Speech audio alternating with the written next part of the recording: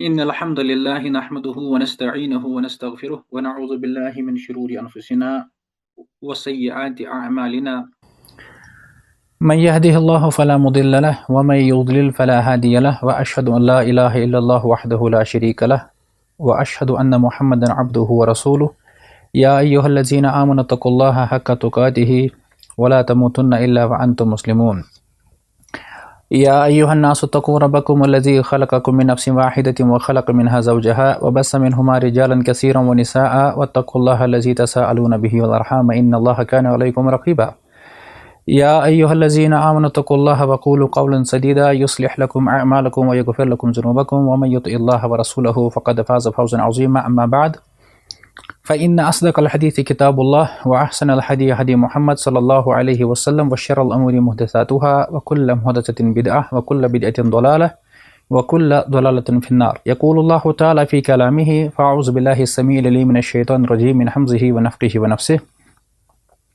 من قتل نفسا بغير نفس أو فساد في الأرض فكأنما قتل الناس جميعا ومن أحياها فكأنما أحيا الناس جميعا وقال تعالى في موضع آخر فاسألوا أهل الذكر إن كنتم لا تعلمون.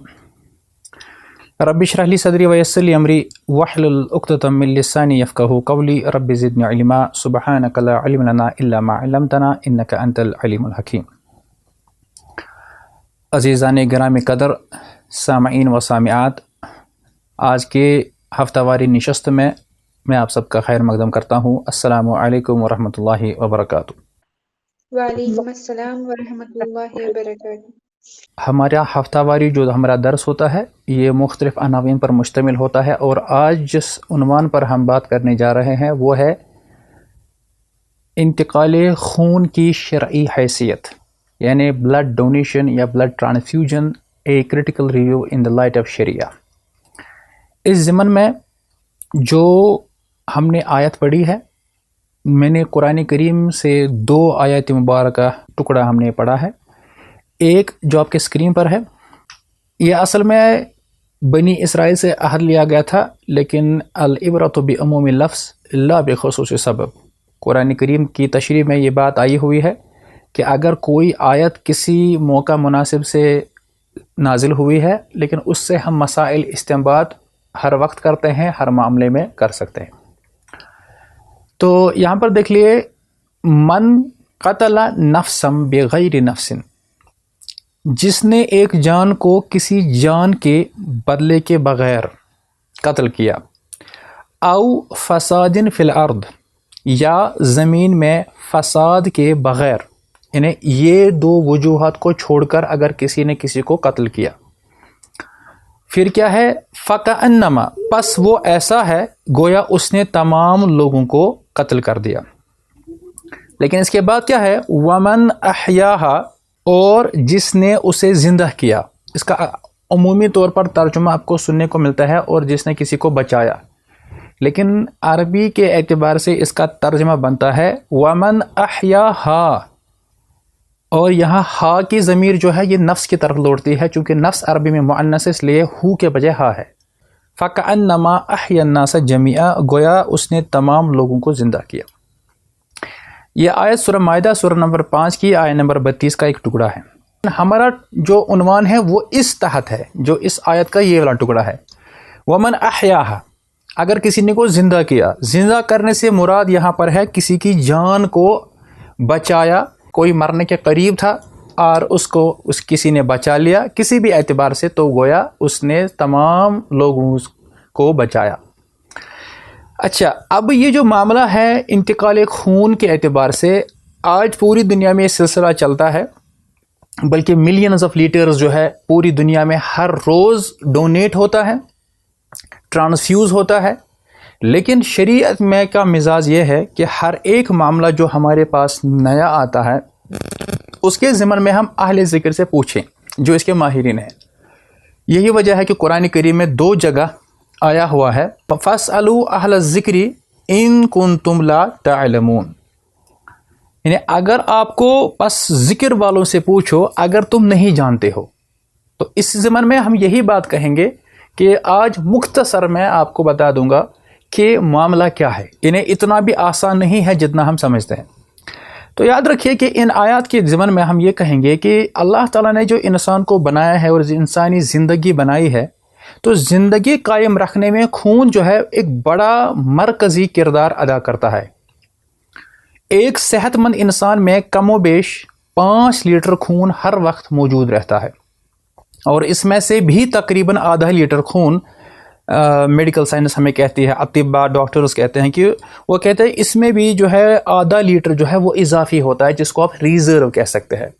پرانے زمانے میں جو ہمارے پاس سکوٹرز ہوا کرتے تھے، بجاج چیتک یا پرانے آٹو رکشا، تو ان میں بھی جو ہے ایک ڈرائیور حضرات کو جو ہے معلوم پڑتا تھا کہ جب 1 لیٹر ریزرو رہتا تھا، اس کے بعد وہ پیٹرول پمپ کے پاس جاتے تھے کہ بھئی ہمارا پیٹرول جو ہے ختم ہو گیا۔ مجھے نہیں پتہ ہے آج ایسا ہوتا ہے یا نہیں، واللہ اعلم۔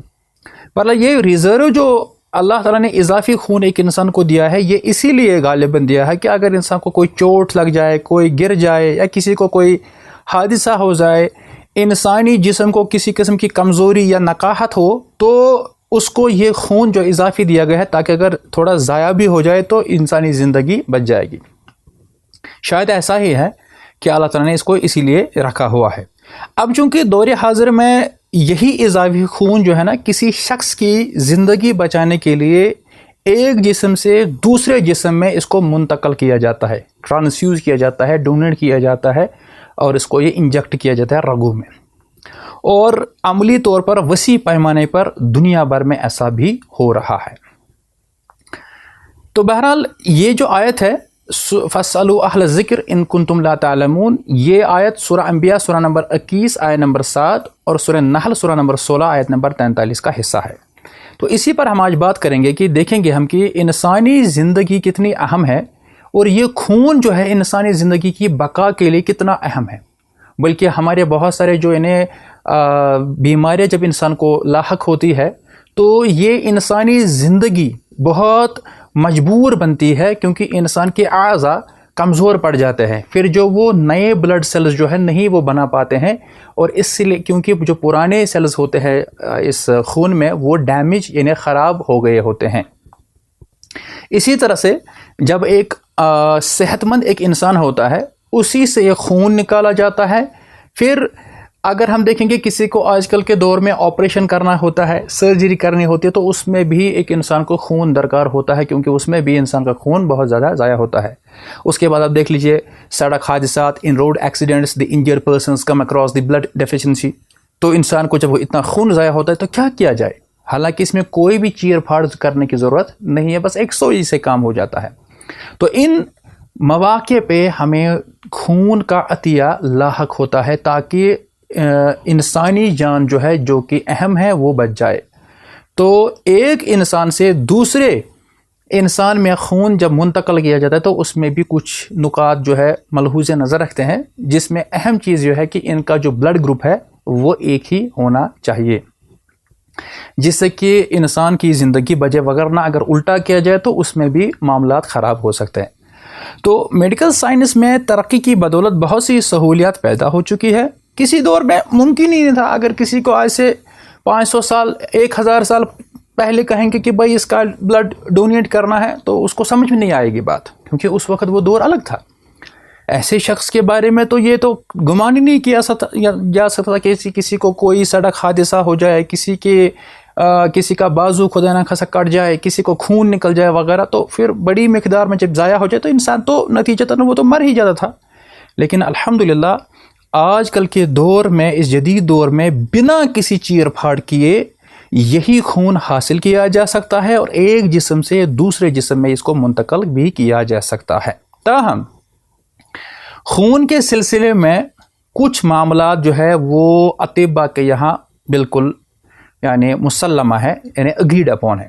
نمبر 1، ہر صحت مند انسان جو کہ 18 سال سے 65 سال تک کا ہو وہ خون کا عطیہ دے سکتا ہے۔ کبھی کبھار کوئی شخص 70 سال کا بھی ہوتا ہے، اگر وہ واقعی میں تندرست ہے تو وہ دے سکتا ہے، کوئی مسئلہ نہیں ہے۔ نقطہ نمبر 2 جو ہے وہ یہ ہے، جیسا میں نے ابھی کہا کہ ہر انسان میں کم و بیش تقریباً 5 لیٹر خون موجود ہوتا ہے۔ اور تیسری چیز میں نے کہی آپ کو کہ اس میں سے بھی تقریباً آدھا لیٹر جو ہے خون وہ اضافی یعنی ریزرو ہوتا ہے۔ چوتھی بات یہ ہے کہ ہر انسان بغیر کسی تکلیف کے 3 ماہ بعد یعنی ایون آفٹر ایوری 3 months وہ دوبارہ خون کا عطیہ دے سکتا ہے، کیونکہ جو خون بطور عطیہ جسم سے نکالا گیا ہے وہ 3 ماہ میں دوبارہ پیدا ہو جاتا ہے۔ اللہ اکبر۔ اب یہ بھی اس نقطے پر بھی اب غور کریں کہ اگر کسی کے جسم سے ہم خون نکالتے ہیں تو یہ نہیں کہ نکالا تو بس ختم ہو گیا، سٹاک ہی ختم ہو گیا۔ آٹومیٹکلی جب ایک انسان خوراک کھاتا ہے یعنی غذا کھاتا ہے تو اس سے ہی اللہ عز و جل اس کو خون بناتا ہے، تو یہ جو مقدار نکالی گئی تھی وہ برابر ہو جاتی ہے۔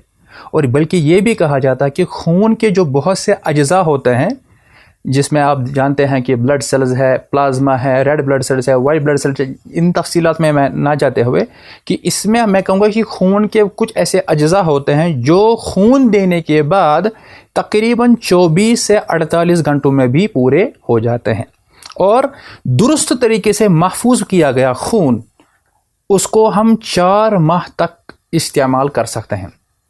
یعنی اگر کسی کا خون نکالا گیا ہو اس کو جب سٹور کیا جاتا ہے تو تقریباً 3 سے 4 ماہ تک اس کو اچھے سے استعمال کیا جا سکتا ہے۔ جیسا میں نے ابھی آپ کو کہا تھا کہ کچھ چیزیں ایسی ہیں جو کہ اہم ترین اس میں ہیں، جس کے بارے میں جو اطباء حضرات ہیں، جو ڈاکٹرز ہیں، جو نرسز ہیں، وہ اس کا اہم خیال رکھتے ہیں اس سے پہلے کہ کسی سے خون لیا جائے یا کسی کو خون بھر دیا جائے۔ اس میں ایک چیز یہ ہے کہ کسی شخص کا خون دوسرے کو نہیں لگ سکتا جب تک کہ 2 شرطیں پوری نہ ہو۔ ایک تو یہ کہ دونوں شخصوں کے خون کا گروپ ایک ہی ہو، اور دوسری یہ ہے کہ خون ایک دوسرے کی موافقت یعنی میچ کرتا ہو۔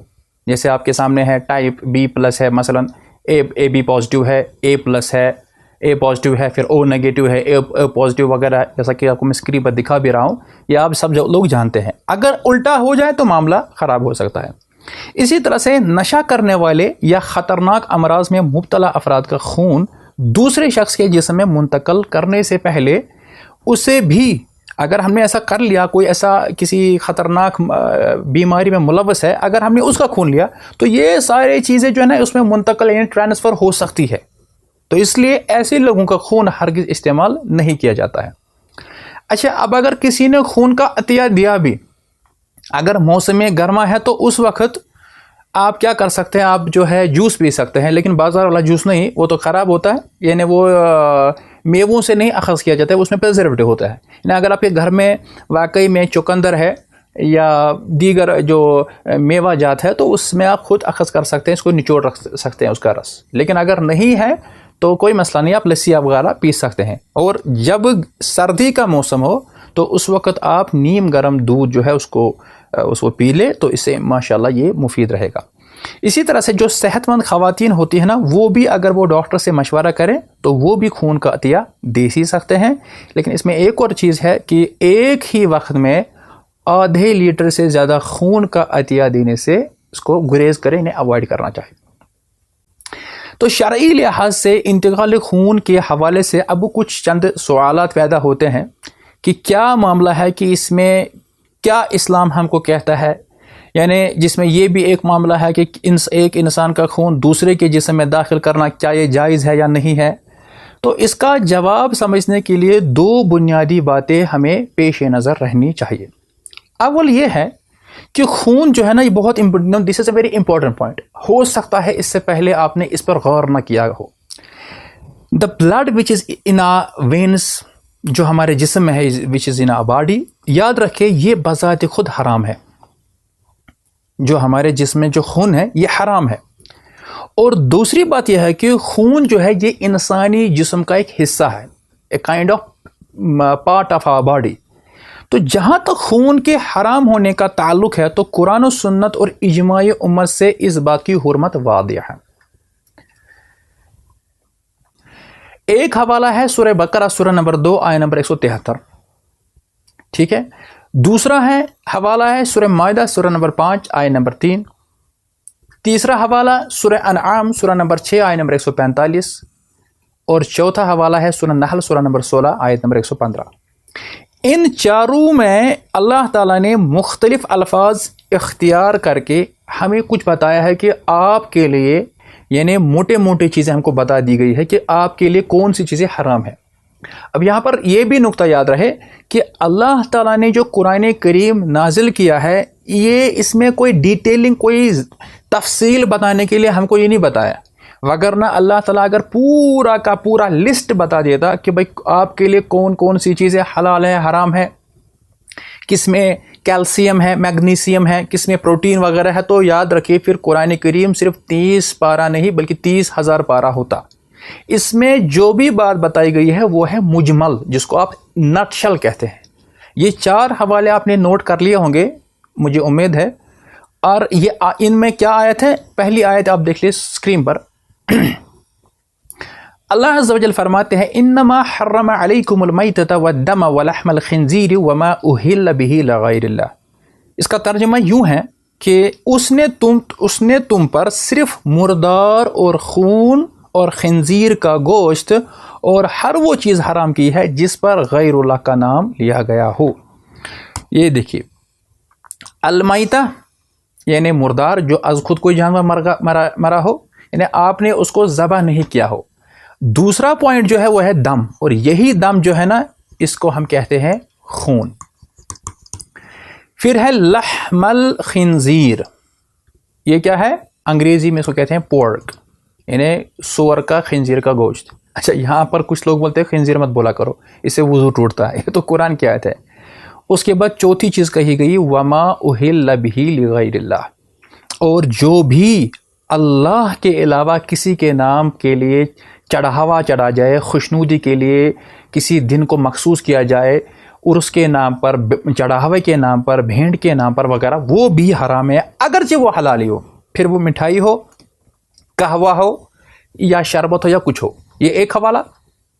دوسرا حوالہ سورہ نحل سورہ نمبر 16 کی آیت نمبر 115۔ یہی آیت میں نے ترتیب کے کیوں کی؟ کیونکہ اگر آپ اوپر کی آیت دیکھیں گے اور نیچے والی آیت دیکھیں گے، اس میں تقریباً 90% برابر الفاظ ایک جیسا ہے، صرف یہاں پر جو ہے وما اہل بہ لغیر اللہ، یہاں پر ہے وما اہل لغیر اللہ بہ۔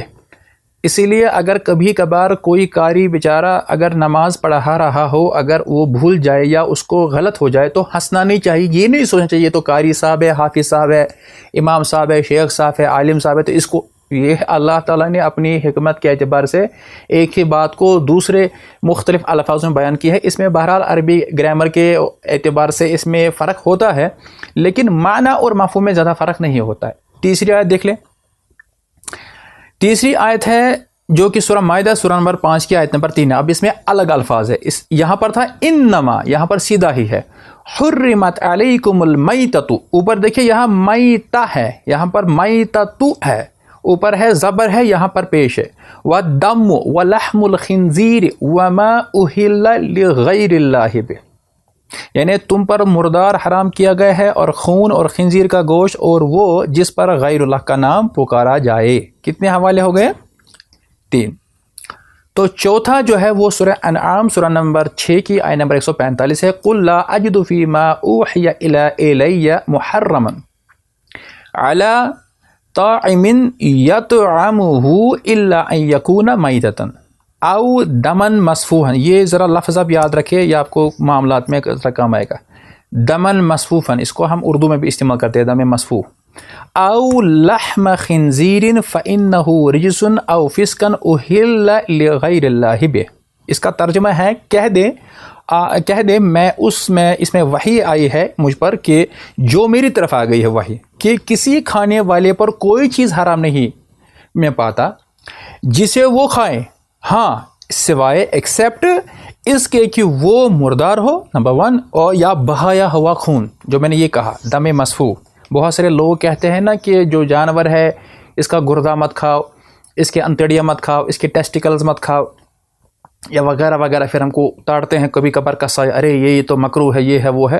یاد رکھے جانور کا صرف خون جو ہے، خون حرام ہے، یعنی دم مسفوح جو بہتا ہے، اسی لیے یہاں پر اللہ نے کہا کہ او دمن مسفوحن، دم مسفوح یعنی بہایا ہوا خون۔ اسی طرح سے خنزیر کا گوشت ہو جو کہ بے شک وہ گندگی ہے، خنزیر کا گوشت کیا ہے؟ رجس، گندگی ہے، یا نافرمانی کا باعث ہو، یہ اس کے بارے میں کہا گیا او یا اہل لغیر اللہ بہ، اور غیر اللہ کا نام پکارا جایا ہو، وہ یہ ساری چیزیں حرام ہیں۔ یعنی یہ 4 آیات جو ہے اس میں آپ کو واضح ہو گیا کہ اللہ عز و جل نے ہم کو اب کچھ کہا ہے کہ آپ پر کون کون سی چیزیں حرام ہے۔ اگر آپ غور کریں گے 1 2 3، اس میں ان 3 آیت میں نے آپ کو دکھایا کہ اس میں جو خون ہے وہ حرام ہے۔ پھر چوتھے میں کیا کہا گیا؟ اس میں بھی دم ہے، تو عربی میں خون کو دم کہتے ہیں۔ تو ان 4 میں ہم کو بتایا گیا کہ خون حرام ہے، یعنی آپ خون نہیں پی سکتے۔ آپ نے دیکھا ہوگا غیر مسلموں کے رویے سے کبھی آپ مربوط اور ہوتے ہیں، یعنی انسپائر ہوتے ہیں، متاثر ہوتے ہیں کہ اگر ان کے یہاں کسی کو انگلی کٹ جائے تو وہ فوراً سے اس کو منہ میں ڈال کر اس کو خون چوستے ہیں، اور وہ سمجھتے ہیں پیار و محبت ہے۔ یاد رکھیے یہ جو ہے یہ گندگی ہے۔ نہیں ایسا ہی ہوا اگر کوئی اپنا سسو پیے۔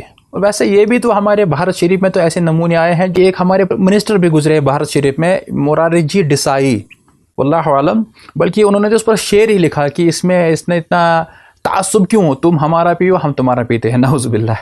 المہم میں وقت کو ضائع کیا، مگر ہم آگے بڑھتے ہیں کہ ان آیات سے ثابت ہوتا ہے کہ خون بھی مردار اور خنزیر کے گوشت کی طرح حرام ہے، ٹھیک ہے؟ لہٰذا اسے بطور غذا استعمال کرنا یا اس سے فائدہ اٹھانا ناجائز ہے۔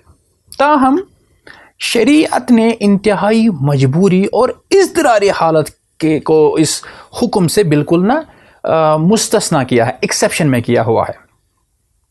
کیوں کیا ہے؟ کیونکہ یہ جو ہے اللہ عز و جل نے جو ہماری شریعت بنائی ہے نا، اس میں کچھ چیزوں کی چھوٹ دی گئی ہے۔ یہ جو 4 آیت ہے نا، اس کو ذرا نوٹ کریں، میں نے یہ ساری آیتیں نہیں لکھی ہے۔ ان 4 آیات میں الفاظوں کے تغیر و تبدیلات کے باوجود یہ بات بھی لکھی ہوئی ہے۔ یہ ہاں دیکھیں اسکرین پر، فَمَنِ اضْطُرَّ غَيْرَ بَاغٍ وَلَا عَادٍ فَلَا إِثْمَ عَلَيْهِ، یعنی پھر جو مجبور کر دیا جائے اس حال میں کہ نہ بغاوت کرنے کا اس کا کوئی ارادہ ہو، باغن غیر باغن، ولا عادن، یعنی نہ ہی وہ حد سے گزرنے والا ہو، پھر کیا کہا گیا؟ فلا اثم علیہ، تو اس پر کوئی بھی گناہ نہیں ہے۔ یعنی قرآن کی ان آیات سے معلوم ہوا کہ خون اسی طرح حرام ہے جس طرح مردار اور سور کا گوشت وغیرہ، اور جو چیز حرام ہو اسے بطور غذا استعمال کرنا یا اس کی خرید و فروخت کرنا، یہ یا اس سے کوئی بھی قسم کا فائدہ اٹھانا، یاد رکھے یہ جائز نہیں، الا کہ اس صورت میں جس صورت میں شریعت نے اس کی اجازت دی ہو۔ مثلا اس کی مثال میں آپ کو دیتا ہوں، مثلا کتا جو ہے حرام ہے۔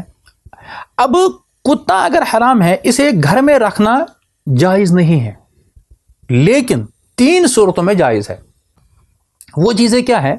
سیدنا ابو ہریرہ رضی اللہ عنہ سے مروی ایک روایت ہے، وہ کہتے ہیں رسول اللہ صلی اللہ علیہ وسلم نے فرمایا، اسکرین پر دیکھ لیں یہ والی حدیث، کہا کہ من امسک کلبا فإنہ ینقص کل یوم من عملہ قیرات، جس شخص نے کتا رکھا اس نے روزانہ اپنے عمل سے 1 قیرات کی کمی کر لی۔ 1 قیرات جو ہے نا آپ جانتے ہیں بہرحال، یعنی اگر کسی نے اپنے گھر میں رکھا نا، ایوری ڈے اس کے جو ثواب ہے، اس کے نیکیاں جو ہے، اس کے اعمال جو ہے، اس میں سے کمی ہو جائے گی۔ کتنا کمی ہو جائے گا؟ یہاں پہ یہ نہیں کہا کہ کتنے گرامز وزن کے اعتبار سے، بلکہ قیرات کہا۔ اب آپ قیرات جانتے ہیں کیا ہے؟ قیرات کیا ہے؟ کون بتائے گا؟ جواب نہیں معلوم۔ یہ تو کئی دفعہ میں کہہ چکا ہوں، اگر جو نئے طلباء ہیں ان میں سے کوئی بتائے گا تو بہت خوشی ہوگی۔ ایک پہاڑ کے برابر۔ ماشاء اللہ۔ اب مجھے بتائیں ہم میں سے کون ہے جس کے اتنے اعمال ہیں؟ یعنی اگر گھر میں کتا رکھا تو اتنا ثواب ہو جائے گا، لیکن یہاں پر ساتھ میں کہا الا، ایکسیپٹ کلب غنم او حرس او صید، یعنی ایک تو البتہ یہ تو کھیتی والا ہو، یعنی جو کھیتی کرتے ہیں یا یعنی کھیتی باڑی کرتے ہیں ان کو، یا مویشی کی حفاظت کے لیے جس کے پاس یہ ہو، یا پھر گھر کی حفاظت وغیرہ کے لیے جو ہے، یہ کتا اس سے الگ ہے، یعنی اس میں یہ ایکسیپشنل کیس ہے۔ یہ واضح؟ تو نبی کریم علیہ الصلوۃ والسلام نے فرمایا کہ جس نے کتا رکھا اور اس نے اس کے اعمال سے جو ہے روزانہ 1 قیرات کی کمی ہوتی ہے۔ صحیح؟ اب یہ حدیث کہاں ہے؟ یہ حدیث صحیح بخاری میں ہے، کتاب المزارعہ، کتاب نمبر 41، حدیث نمبر 322. यहाँ पर मैंने ये हदीस नंबर भी लिखा हुआ है, اور صحیح مسلم میں بھی ہے کتاب المساقات کتاب نمبر 22 اور حدیث نمبر 1557. یہ انٹرنیشنل فواد عبدالباقی کی نمبرنگ ہے. اردو اور انگریزی کا جو سند نمبر ہوتا ہے وہ کچھ اور ہو سکتا ہے، اس میں 2-3 ہزار پلس ہو جائے گا. تو یہ وہ حدیث ہے. یعنی یہ میں نے بتانے کا کیا میرا مقصد تھا، یہ مقصد اس سے تھا کہ جو بھی ہمارے پاس جب حکم آتا ہے قرآن و سنت میں، اس کا کوئی نہ کوئی استثناء یعنی ایکسیپشن ہوتا ہے. اسی طرح سے اگرچہ خون حرام ہے، ہم اس کو عام حالت میں استعمال تو نہیں کر سکتے، لیکن اضطراری حالت، یہ لفظ آپ یاد رکھیں، یہ اضطراری حالت بولتے ہیں ہم ہنگامی حالات کو، جس کو آپ انگریزی میں ایمرجنسی کہتے ہیں. ایمرجنسی میں جب when it's required that time we can take benefits from the blood as well. واضح؟ اچھا، یہ ہوگی 3 چیزیں. اب ایک اور چیز ہے، اب یہی جو آیات ہے، یہی حدیث مبارک ہے، ان سے فقہا نے کچھ قاعدے جو ہے وضع کیے ہیں، ایکسٹریکٹ کیے ہیں. قاعدہ نمبر 1 ہے، میں چاہوں گا آپ میں جو سنجیدہ طالب علم ہے وہ ان 3 چیزوں کو لکھے. ایک تو یہ ہے، جو اصول فقہ پڑھنے والے ہو ان کو معلوم ہوگا. ایک قاعدہ فقہ کا ہے الضرر یزال، یعنی کسی بھی قسم کی مشقت یا تکلیف کو دور کیا جائے. اگر کسی کو کوئی معاملہ ہے، پرابلم ہے، اس کو دور کیا جانا چاہیے. یہ ایک اصول ہے فقہ کا. قاعدہ نمبر 2 ہے، یہ بہت ہی اہم ہے اور بہت استعمال ہوتا ہے. میں چاہوں گا اور اس کو جو ہمارے ریگولر اسٹوڈنٹ ہے وہ اس کو زبانی یاد کرے، پہلے لکھ لے پھر یاد کر لے. الضرورات تبیح المحظورات، الضرورات تبیح المحظورات، یعنی ضروریات ممنوع اشیاء کو جائز کر دیتی ہے. اب یہ اردو والا ضرورت نہیں ہے کہ مجھے آئی فون کی ضرورت ہے، یہ عربی والا ضرورت ہے.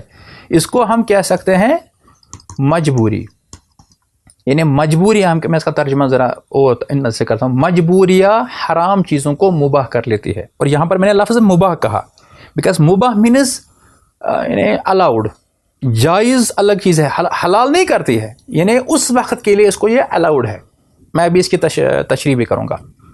اور تیسرا جو اہم قاعدہ ہے وہ ہے قاعدہ نمبر 3. ما یہاں پر جگہ مجھے اتنی تھی تو اس لیے میں نے اس کو ایسے لکھا، ما ابیح للضرورت یتقدر بقدرها. مطلب یہ ہے مجبوری کی وجہ سے صرف اسی قدر اشیاء جائز ہوتی ہے جس قدر ان کی ضرورت لاحق ہوتی ہے. ان 3 قاعدوں کا مطلب کیا ہے؟ یعنی ایک تو جیسے میں نے یہ کہا اور یہ کہا.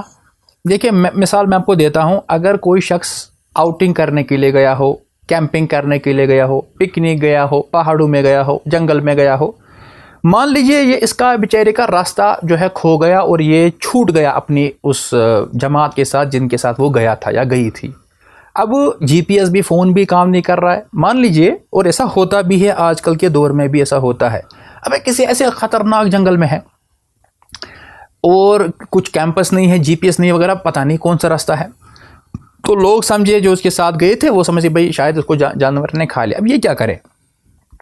تو یہ اس کے پاس جو اپنا بیگ اگر ہے تو اس میں جو ہے ساتھ غذا وغیرہ، تو 2-3 دن تک تو اس نے گزارا کر لیا. مجھے بتائے 4 دن 5 دن 6 دن 7 دن خدا نہ کرے اگر کوئی 7 دن جنگل میں بھٹکتا پھرتا ہو تو مجھے بتائے یہ کیا کھائے گا؟ تو ان حالات میں اگر یہ کوئی حرام چیز بھی کھا لے تو اس کو اللہ نہیں پوچھے گا تم نے کیوں یہ کھایا، لیکن کتنا کھائے گا. ما ابیح للضرورت یتقدر بقدرها، یعنی اب یہ نہ کہے کہ ارے ادھر تو سور پڑا ہے، کیوں نہ اب اس کی جو ہے نہاری بنائی جائے یا پھر چلو کتا ہے، چلو اس کو اب میں آگ جلاتا ہوں، اس کو روسٹ کرتے ہیں تو بس ماشاءاللہ، تو بس رانی ہند ماز. ایسا نہیں. یہ کیوں ہے؟ الضرورات تبیح المحظورات. اور کیوں ہے؟ کیونکہ الضرر یزال، کیونکہ اس کی مجبوری ہے، مشقت ہے، پرابلم. اگر نہیں کھائے گے تو مر جائے گا، ہی ول ڈائی. تو یہی وجہ ہے کہ اب اس کو اسی مقدار میں استعمال کرنا. یہی معاملہ خون کا بھی ہے. تو قرآن و سنت سے ماخوذ یہ جو معاملہ ہے، یہ جو قواعد ہے میں نے آپ کو بتائیں، اس سے معلوم ہوا کہ خون اگرچہ حرام ہے، لیکن اگر کسی شخص کو شدت بھوک کی وجہ سے ہلاکت کا اندیشہ ہو اور خون کے علاوہ اور کوئی چیز بھی اس کو میسر نہ ہو تو یاد رکھیں اس وقت دیٹ ٹائم ہی اور she can even drink the blood just to survive. صرف زندہ رہنے کے لیے. اسی طرح اگر حادثہ وغیرہ کی صورت میں کسی شخص کا خون ضائع ہو جائے تو جدید طبی سہولیات کے پیش نظر کسی دوسرے شخص کا خون اس کے جسم میں منتقل یعنی ٹرانسفیوز یا ڈونیٹ کر کے اس کی جان بچائی جا سکتی ہے. کیوں؟ کیونکہ یہ حالت اضطرار ہے، اور حالت اضطرار میں حرام اشیاء کو بقدر ضرورت استعمال کرنا قرآن و سنت کے دلائل کی روح سے جائز ہے، جیسا کہ میں نے ثابت کر دیا. اور یہ یاد رکھے اگرچہ خون حرام ہے لیکن حادثے یا بیماری کی صورت میں جب کسی کی جان بچانے کے لیے خون منتقلی ناگزیر ہو جائے تو حالت اضطرار کے اس شرعی اصول کے تحت ہم میڈیکل سائنس کی سہولیات کو بروئے کار لاتے ہوئے ہم ایسا عمل کر سکتے ہیں. اچھا، اب یہاں پر ایک معاملہ ہمیں پیش آتا ہے، جیسا کہ ہم نے ابھی کہا کہ خون جو ہے خون حرام ہے، خون گندا ہے. اب ایک حدیث سے لوگ حوالہ دیتے ہیں کہ وہ یہاں تو مسئلہ ہے. اسکرین پر دیکھ لے، ایک حدیث بیان کی جاتی ہے اس حوالے سے، جو شبہ پیش کیا جاتا ہے کہ احادیث میں حرام چیزوں سے علاج کرنے کی ممانعت آئی ہے. تو اب کیا کرے؟ اب دیکھیں، اس میں ایک روایت ہم کو ملتی ہے جیسا کہ سیدنا ابو دردہ رضی اللہ عنہ سے مروی ہے کہ نبی کریم صلی اللہ علیہ وسلم نے فرمایا، کہتے ہیں کہ انہوں نے فرمایا لا تداووا بحرام، آپ حرام چیزوں سے دوا یعنی ٹریٹمنٹ یعنی علاج مت کرو. کلیئر؟ اب یہ روایت کہاں ہے؟ یہ سنن ابی داؤد میں ہے، کتاب الطب میں ہے، حدیث نمبر 3874 یعنی 3874. اولاً یہ حدیث شیخ البانی ہو، شیخ زبیر علی زئی ہو یا دیگر محدثین ہیں، وہ کہتے ہیں یہ حدیث ضعیف ہے. دس از نمبر 1. نمبر 2 یہ ہے، ہم کہیں گے چلو ٹھیک ہے یہ حدیث تو ضعیف ہے لیکن دیگر احادیث جو ہے وہ ہم کو صحیح اور حسن بھی ملتی ہے. تاہم اس کے حوالے سے ہم یہ کہیں گے کہ عام حالات میں حرام چیز سے علاج کرنا واقعی ناجائز ہے. جیسے کوئی کہے کہ بھائی آپ میوزک تھراپی لے لو، ایسا بھی بولتے ہیں آج جو بیچارے ENT والے ہوتے ہیں نا. یا کوئی کہے گا بھئی آپ جو ہے شراب سے علاج کر لو، نہیں، ناجائز ہے. یہ عام ہے، دس از جنرل رولنگ. لیکن آج کل ہمارے بہت سارے ادویات جو ہے ٹیبلٹس ہے، کف سرپس ایٹسٹرا ہے، ان میں کسی نہ کسی مقدار میں الکحل موجود ہوتا ہے، پر اس کی اپنی اب رولنگ ہے، ابھی ہم وہاں نہیں جائیں گے. میں یہ کہہ رہا تھا کہ عام حالات میں حرام چیز سے علاج کرنا واقعی ناجائز ہے، مگر جہاں ہلاکت کا یقینی اندیشہ ہو اور کوئی سبسٹیوٹ یعنی متبادل دوا موجود نہ ہو تو اضطراری حالت میں اس کی اجازت ہے. اور نمبر 3، تیسرا نقطہ یہ ہے کہ خون کو بنیادی طور پر علاج کے لیے استعمال نہیں کیا جاتا ہے، اور یہ آپ کو معلوم ہے. یعنی اگر دیکھا جائے جب ہم کسی مریض کو دواخانے میں اس کو بھرتی کرتے ہیں، داخلہ کرتے ہیں، اللہ عز و جل محفوظ رکھے، basic treatment is not blood. اس کے لیے آپ دیکھیے گلوکوز ہے، انجیکشن ہے، آکسیجن ہے اور باقی ادویات ہے. خون تو بس اس کے لیے ہے کہ تاکہ اس کی جو زندگی ہے ابھی وہ حرارت جو ہے زندگی میں جو یعنی بلڈ سرکولیشن ہو رہی ہے وہ بس کنٹینیو رہے، نارمل رہے. باقی بلڈ انفیوز کرنا، اس کو اندر ڈالنا اس خون کو رگوں میں، that is not the main treatment. بات سمجھ آ رہی ہے نا؟ جی شکریہ. چلے ٹھیک ہے، ماشاءاللہ. اب ایک مسئلہ ہے اس میں، خون کی خرید و فروخت. خرید و فروخت آپ سمجھتے ہیں بائنگ اینڈ سیلنگ. یعنی نارمل حالات میں خون جو ہے، خون دیکھیں میں نے کہا انسان کا جز ہے، اور جز انسانی کی خرید و فروخت شرعاً حرام ہے. یا کوئی اپنا گردہ بیچتے، کوئی دل بیچتے، کوئی کچھ کر دے. یاد رکھے اس میں معاملہ یہ ہے کہ سیدنا، یہ ایک اسکرین پر آپ دیکھ لیں، سیدنا ابو جحیفہ رضی اللہ عنہ سے ایک حدیث مروی ہے. انہوں نے اپنے والد کو دیکھا کہ ایک پچھنا لگانے والے غلام کو خرید رہے تھے. پچھنا سمجھتے ہیں آپ، جس کو سینگ ویل بولتے ہیں، آج کل کے اصطلاح میں ہم اس کو کپنگ بھی بول سکتے ہیں. انہیں جو زائد گندا خون ہوتا ہے، پر گندا خون جو ہوتا ہے وہ نکالا کرتے تھے، اور یہ ایک علاج ہے. آج یہ ماشاءاللہ جدید تکنیک سے اس کو کپنگ بولتے ہیں. انہیں اس کو کہتے ہیں سینگ ویل لگانا یا پچھنا لگانا. تو وہ اس کو اس سے خریدا، تو اس پر جو ہے ان کے متعلق جب پوچھا گیا تو انہوں نے کہا کہ انہیں سے بہت ان کو غصہ آیا. یعنی they were trying to sell this. تو انہوں نے وہ سارا سامان جو ہے توڑ دیا. پھر کہا انہوں نے، جب ان سے کہا کہ آپ نے ایسا کیوں کیا، تو انہوں نے کہا ان رسول اللہ صلی اللہ علیہ وسلم نہا، عن ثمن الدم و ثمن القلب و کسب الامہ. یہ 3 پوائنٹس ہے. یہ ایک صحابی رسول صلی اللہ علیہ وسلم کا قول ہے اور ان کا عمل ہے. پھر وہ اس کی نسبت کرتے ہیں نبی محترم علیہ الصلوۃ والسلام کے ساتھ. انہوں نے کہا کیونکہ میں نے اس لیے یہ سامان توڑ دیا, میں نے غصہ کیا, میں نے روک لیا ان کو, کیونکہ اللہ کے رسول صلی اللہ علیہ وسلم نے 3 چیزوں سے منع کیا ہے. نمبر 1, خون کی قیمت یعنی ثمن دم, نمبر 1. دوسرا فرمایا انہوں نے کتے کی قیمت. آج پتہ نہیں کتنے لاکھوں میں تھے. جرمن شیفورڈ ہوتا ہے, پھر ریٹریور ہوتا ہے, وہ جرمن کے علاوہ کہ وہ رشین ریٹریور ہوتا ہے, پتہ نہیں کتنے ہوتے ہیں, اللہ بچائے. تیسرا فرمایا وکسب الامہ یعنی باندی کی ناجائز کمائی. یہ حدیث بھی صحیح بخاری میں ہے کتاب البیوع اور حدیث نمبر 2238. یہاں پر دیکھ لیں, میں نے لکھا بھی ہے صحیح بخاری حدیث نمبر 2238.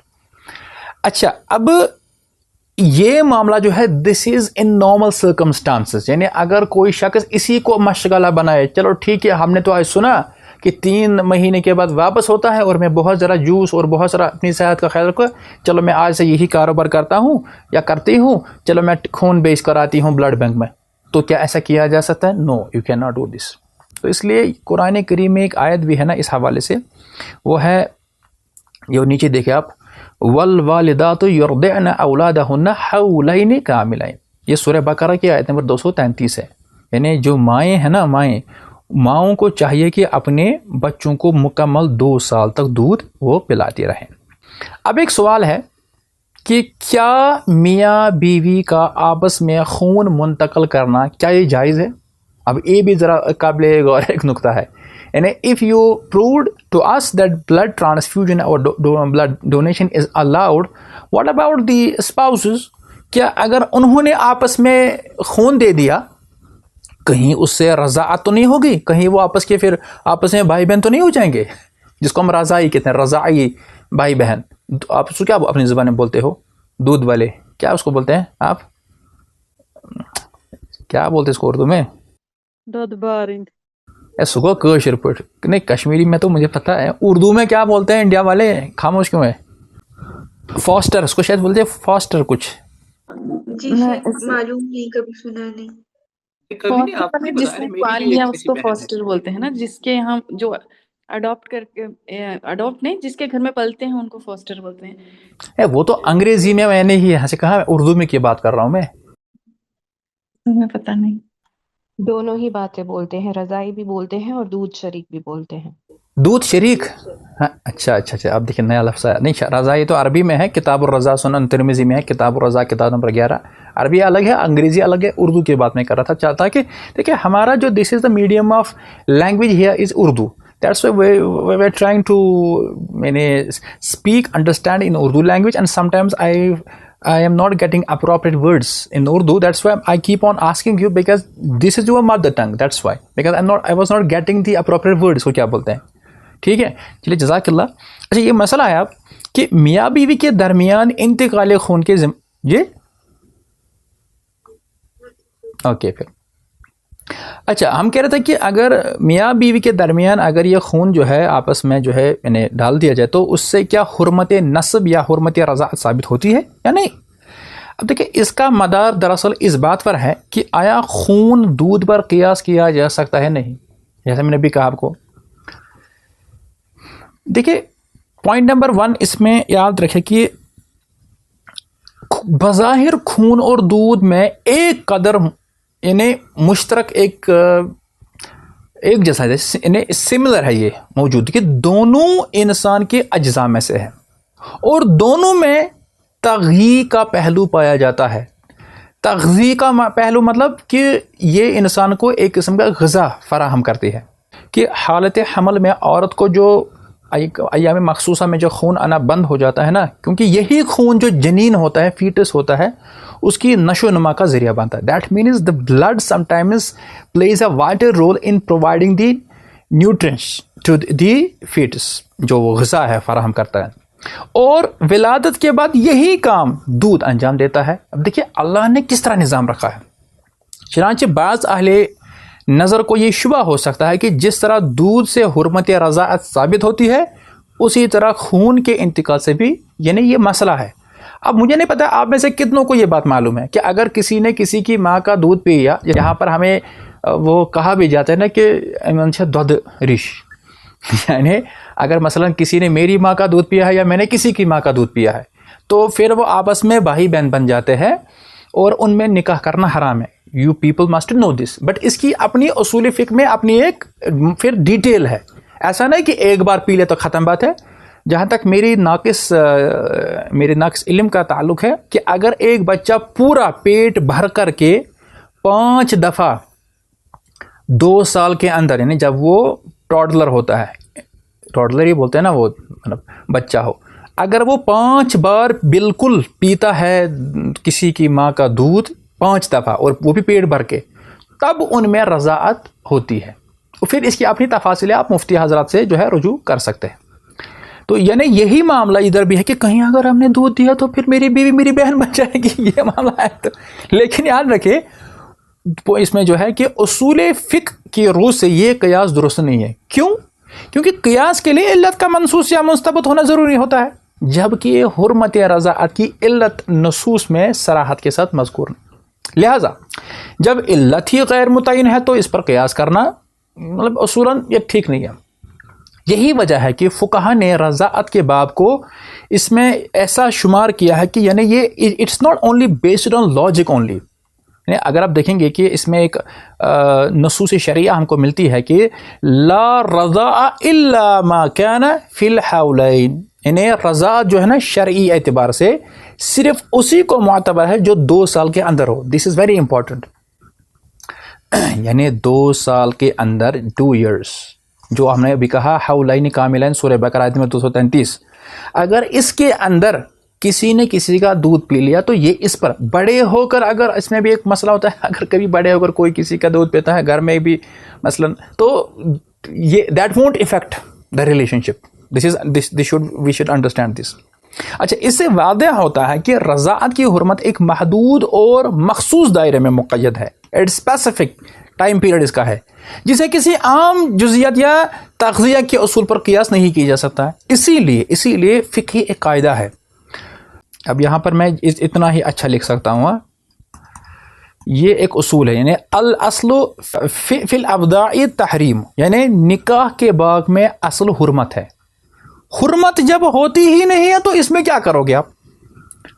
تو اسی لیے ہم کہیں گے کسی نئے سبب حرمت کو ثابت کرنے کے لیے قطعی یا واضح دلیل درکار ہوتی ہے، جبکہ بلڈ ڈونیشن، بلڈ ٹرانسفیوژن، اس کے بارے میں کوئی بھی ایسی دلیل موجود نہیں ہے. اس لیے محض قیاس آرائی کے طور پر اس کو کہنا ارے یہ نہیں کہ یہ جائز نہیں، یہ وہ نہیں ہے. کیونکہ دیکھیے آپ کو شاید لگتا ہوگا کہ I am telling some unnecessary points, but maybe you are unaware, you don't know, in most of the villages even today people think that after the demise of a person, especially of a husband, woman cannot touch.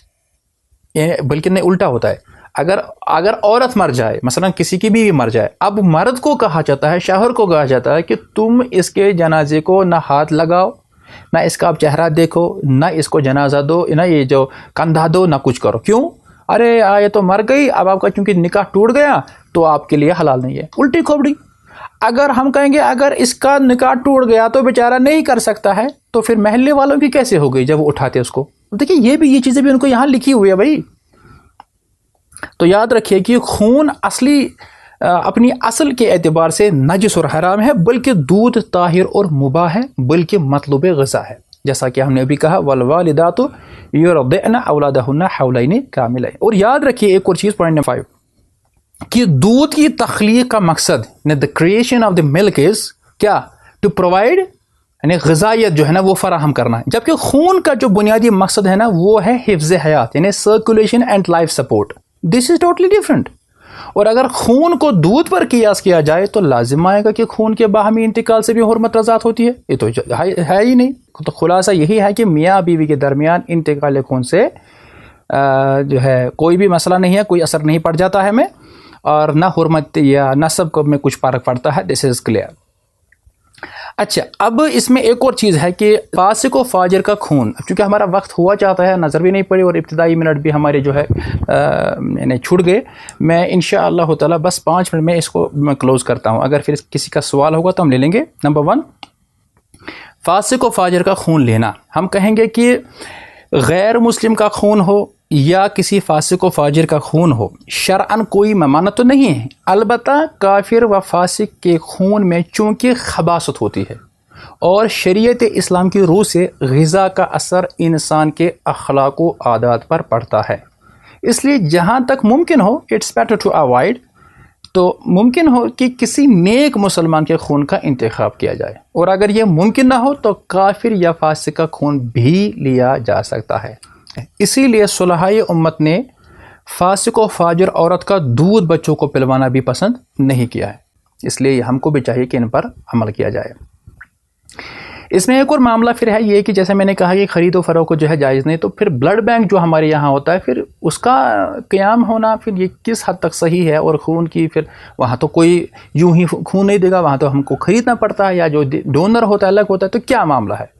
تو یاد رکھیں کہ blood bank کی صورت میں بھی یہی خون کی خرید و فروخت کی حد تک انہیں اس کو ہم شرعاً جائز تو نہیں کہیں گے، لیکن چونکہ یہ بات تجربے سے ثابت ہو چکی ہے کہ مریضوں کو بعض اوقات خون کی ایسی ایمرجنسی پڑتی ہے، ایسی ہنگامی ضرورت پیش آتی ہے کہ اگر اس وقت ان کو خون نہ دیا جائے تو ہلاکت یقینی ہے، اور اس وقت خون دینے والا کوئی شخص فوراً مہیا بھی نہیں ہوتا. پھر اس کے بعد بلڈ گروپ بھی دیکھو بھائی کون ہے کیا ہے، تو پھر خون کی جانچ پڑتال it takes a lot of time.